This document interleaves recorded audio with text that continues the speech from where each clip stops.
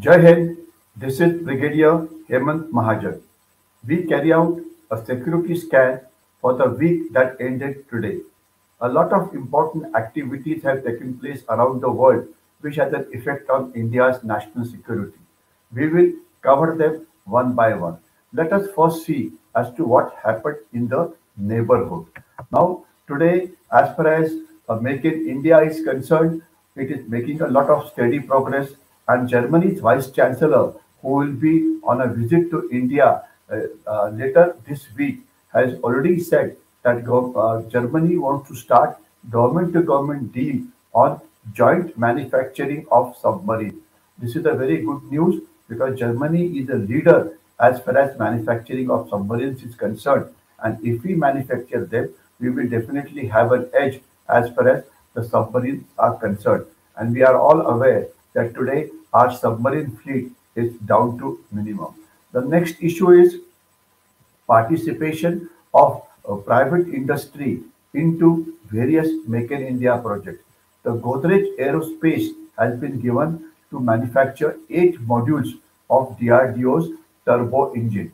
Good news because Godrej Aerospace has a good track record as far as manufacturing is concerned, and the induction of private industries will speed up all the projects. The next information is about Bharat Electronical Limited, who have signed the memorandum of understanding with the DRDO for Advanced Medium Combat Aircraft Program. Again, the BEL has a good track record, and their coming into aircraft manufacturing will definitely speed up the whole issue.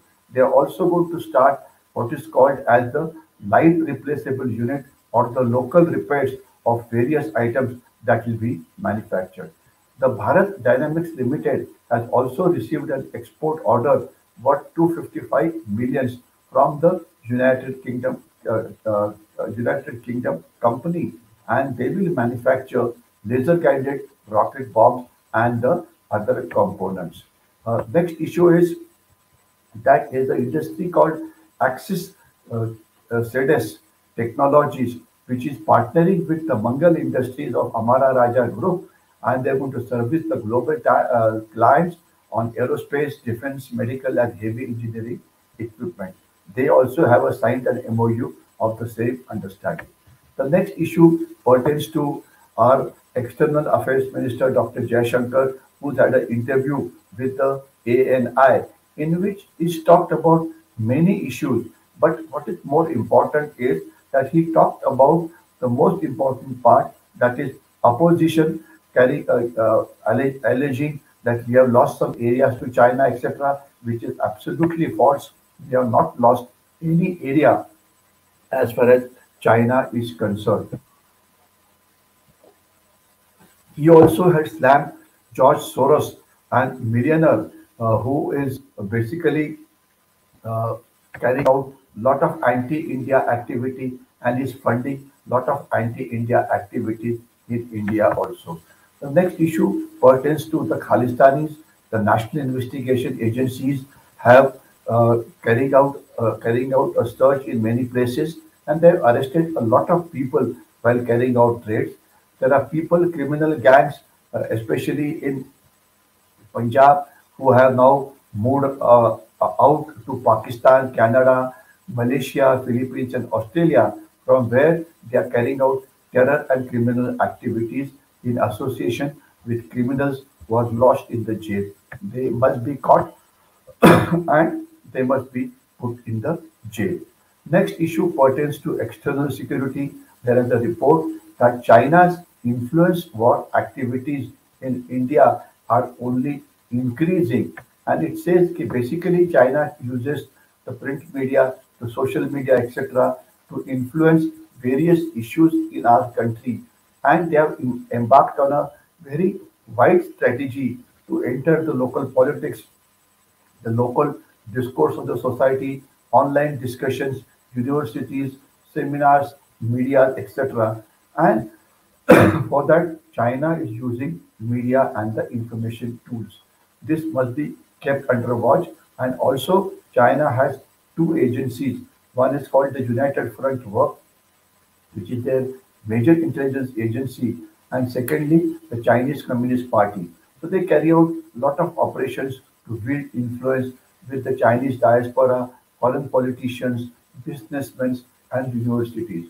We have to we have to ensure that this is kept under watch. Okay. The next issue is sale of BrahMos missile to the Southeast Asian countries. We have been talking about it for a long time, but when will it take place? Nobody is sure at this point of time. But if this happens, when this happens, it will be ensured that we rise in the state of in the list of nations which are exporting their arms goods to the neighboring countries. We have to do it fast because our imports, while they are reducing now, but the exports are not increasing at the rate at which they are supposed to increase. The next issue pertains to the Indian Army Agniveer recruitment. The Agniveer recruitment, they have changed it slightly now. And what they have done is that there are three components of the Agniveer. One is the physical test, second is the medical test, and third is the written examination. Now, what Army has done is they have said that they will carry out an online written test first. People who pass from there then will be called for physical examination and the medical test. This will ensure that the huge crowds that appear for army recruitment do not come because at times it creates a law and order problem. Now, when you do an examination online, people have to understand that recruits who prepare for the examination, the Agniveers, they have to be internet savvy and they have to be capable of being able to apply for this examination online and appear for the examination online. So this must be practiced. The next issue is China's gray zone aggression, which it carries out. There are issues that the Chinese balloons are well known. In fact, there was a report in between that the Chinese balloons were also seen on the islands of the Andaman and Nicobar.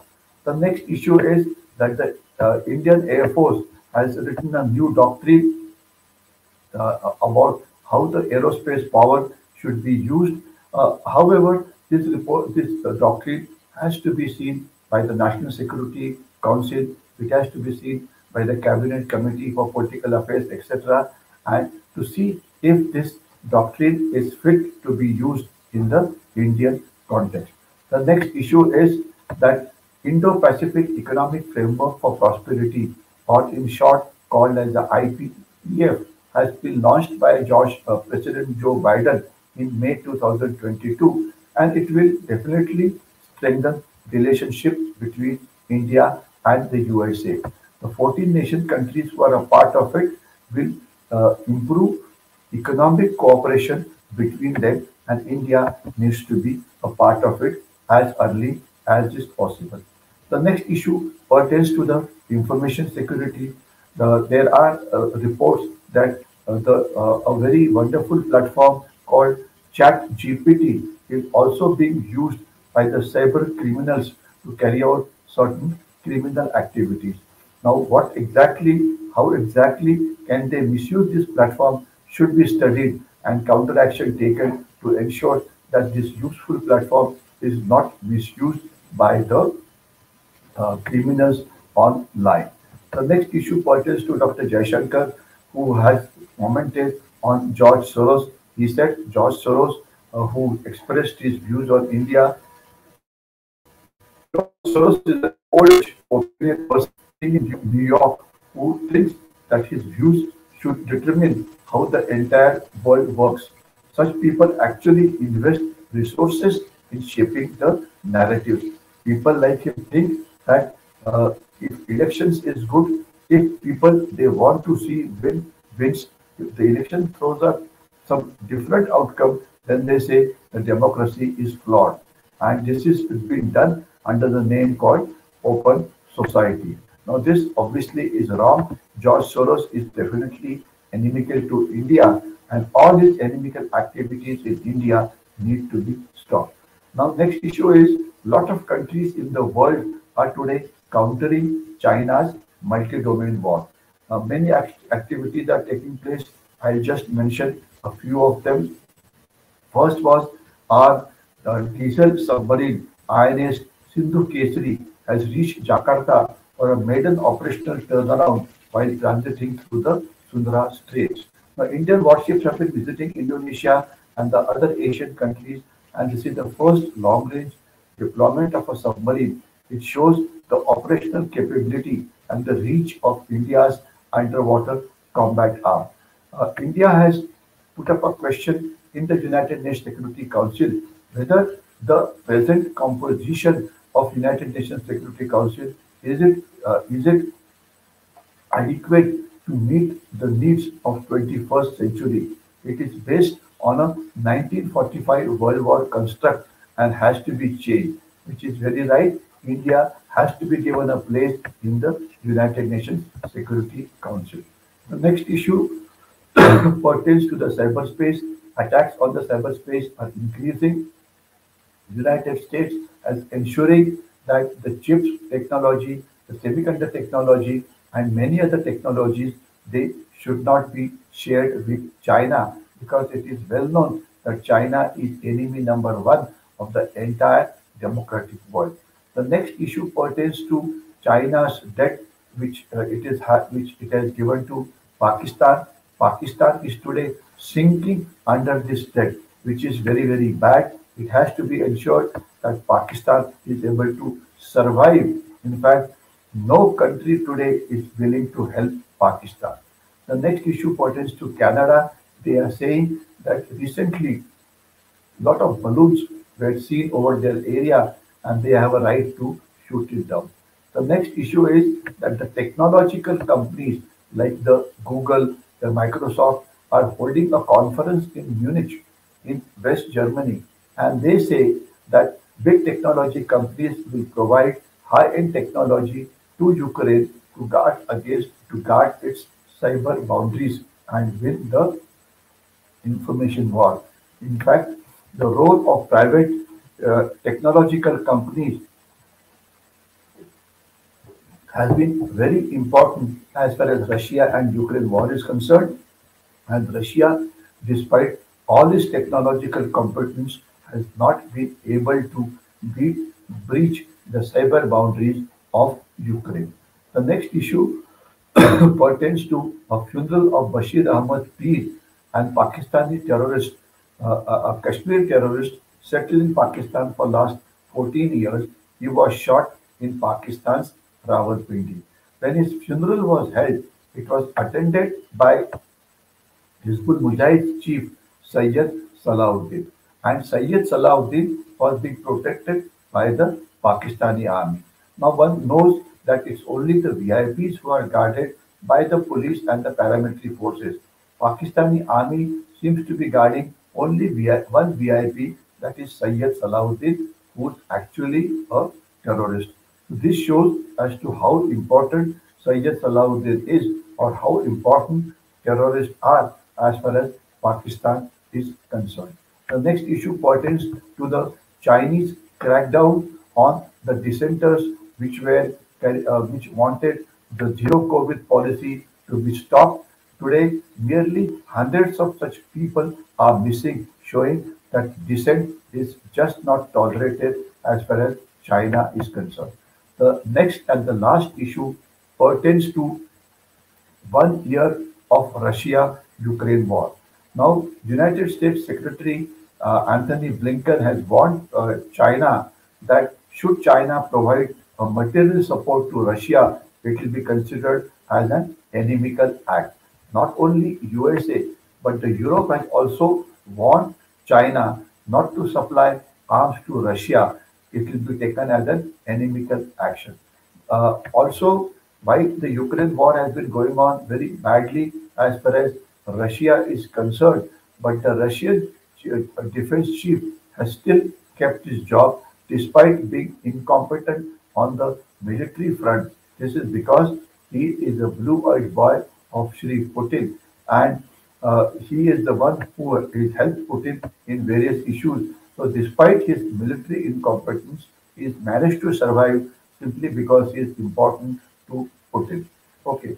The next issue pertains to a very brief summary of the Russia-Ukraine war.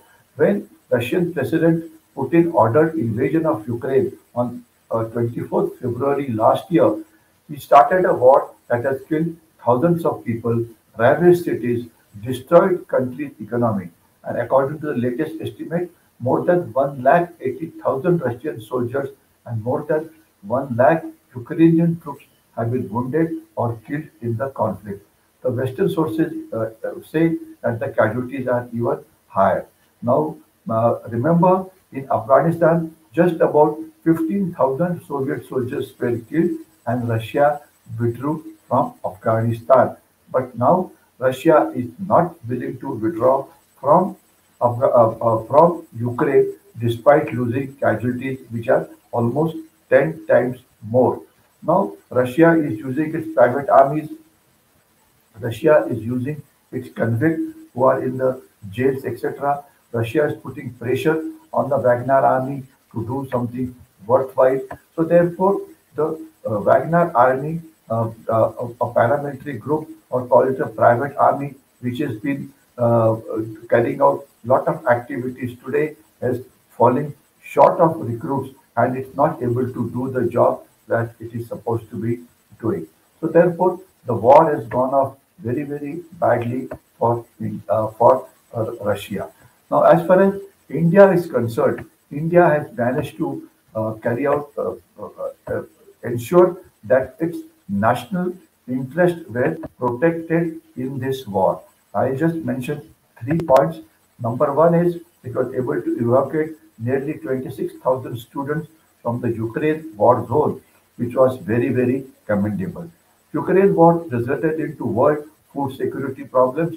India was able to handle it well because it kept the food prices and the inflation under control and also exported large quantity of food grains, uh, thereby helping the farmers to get a better price. The war also resulted into world energy security crisis, but India handled it very well, kept the prices of petrol and diesel under control, and not only that, we imported a lot of crude from Russia, refined it in India despite opposition from the Western world, and then we exported the petrol and diesel not only to Europe but also to the United States of America. The India was able to handle its relations with the Western world as well as with Russia in a balanced manner, and it is felt that if at all the war is going to end in a short while, India's role in this will be very important. Today, the whole world, including the United States of America, Europe, China, is going into recession, and India is the only bright spot in the world economy, registering a growth of 6 to 7%. So, all in all, the Ukraine war, which is completed 1 year now, has been handled very well as far as India is concerned, and we have ensured that India's national interests were protected even during this very difficult time. I'll stop here. Thank you and Jai Hind. Anjali, I stopped.